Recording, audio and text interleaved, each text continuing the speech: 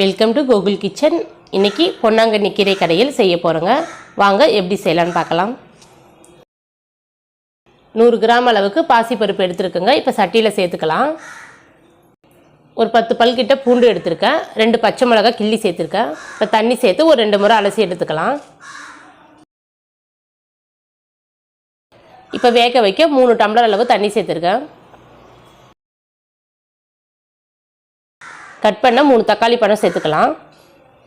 கொஞ்சமாக மஞ்சள் தூள். இப்போ பருப்பு நல்லா வேகட்டுங்க. ரொம்ப குழைய வேக வைக்கக்கூடாது. பாசி பருப்பு சீக்கிரமே வெந்துடும்.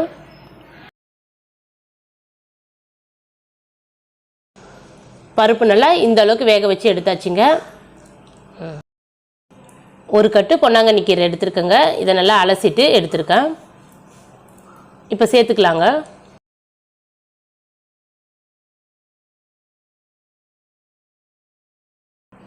இந்த பொன்னாங்கண்ணி கீரை கண்ணுக்கு ரொம்பவே நல்லதுங்க.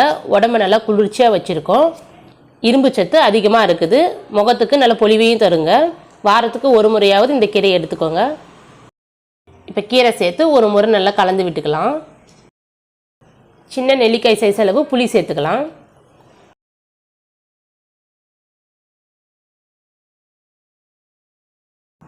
கீரையை ரொம்ப நேரம் வேக வைக்க வேண்டாம். ஒரு 3 நிமிஷம் கொதிச்சா போதும். இப்போ கீரையை தாளிச்சிக்கலாங்க. 2 ஸ்பூன் அளவு எண்ணெய் சேர்த்துருக்கேன். கடுகு கொஞ்சம், ஒரு 1/4 ஸ்பூன் அளவுக்கு உளுந்து, 3 காஞ்ச மிளகாவை கிள்ளி சேர்த்துருக்கேன்.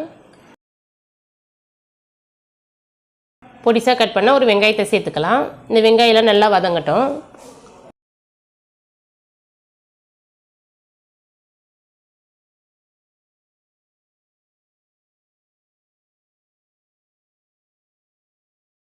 இப்போ கீரையில் இருக்க தண்ணியெல்லாம் நல்லா வடிகட்டியாச்சுங்க.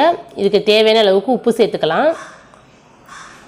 இப்போ தாளித்து எடுத்துருக்க நம்ம வெங்காயத்தையும் காஞ்ச மிளகாய் மட்டும் சேர்த்துக்கலாங்க. இப்போ எண்ணெயை நம்ம அப்புறமேட்டா சேர்த்துக்கலாங்க. இப்போவே சேர்த்தோம்னா கீரை கடையும் போது சீக்கிரம் மையாது. இப்போ நல்லா கீரையை கடைஞ்சி எடுத்துக்கலாங்க.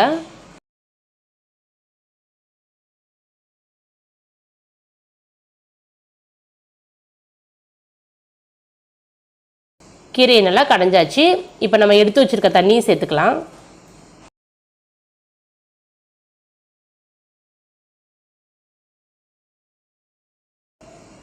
இப்போ நம்ம தாளித்த எண்ணெயை சேர்த்துக்கலாங்க. மருத்துவ குணம் வாய்ந்த இந்த பொன்னாங்கண்ணி கீரையை அடிக்கடி எடுத்துக்கோங்க. இந்த வீடியோ உங்களுக்கு பிடித்திருந்தால் லைக் பண்ணுங்கள், ஷேர் பண்ணுங்கள், கமெண்ட் பண்ணுங்கள். மறக்காமல் நம்ம சேனலை சப்ஸ்கிரைப் பண்ணுங்கள்.